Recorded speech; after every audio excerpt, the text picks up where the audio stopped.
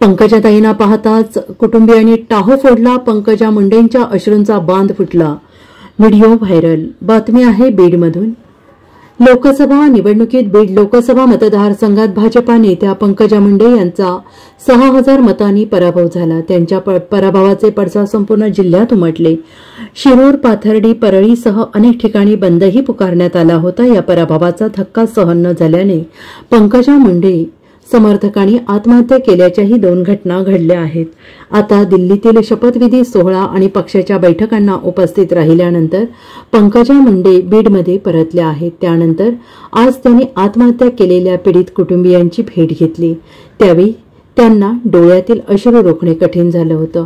शोकाकुल कुटुंबियांचे सांत्वन करताना पंकजा यांच्या अश्रूंचा बांध फुटला. लोकसभा निवडणुकीतील पंकजा मुंडेंच्या पराभवानंतर आत्महत्या केलेल्या युवकाच्या घरी जाऊन पंकजा यांनी कुटुंबियांचे सांत्वन केले. बीडनगर जिल्ह्याच्या सीमेवर असलेल्या चिंचेवाडी येथील युवक पोपट वायभासे यांनी पराभवाचा धक्का सहन न झाल्याने आत्महत्या केली होती. त्यानंतर आज पंकजा मुंडे यांनी वायभासे याच्या घरी जाऊन त्याच्या कुटुंबियांचे सांत्वन केले. मात्र घरातील शोकाकुल वातावरण आणि पंकजा मुंडेंना पाहून कुटुंबातील सदस्यांच्या अश्रूंचा बांध फुटला. यावेळी पंकजा मुंडे यांना आपले अश्रू रोखणे अनावर झाल्याचं दिसून आलं. पंकजा मुंडे घरी पोहोचताच कुटुंबियांनी एकच टाहो फोडला. त्यानंतर पंकजा मुंडे यांनी सुद्धा अश्रूंना वाट मोकळी करून दिली. Bureau report, SBN Marathi, Beed.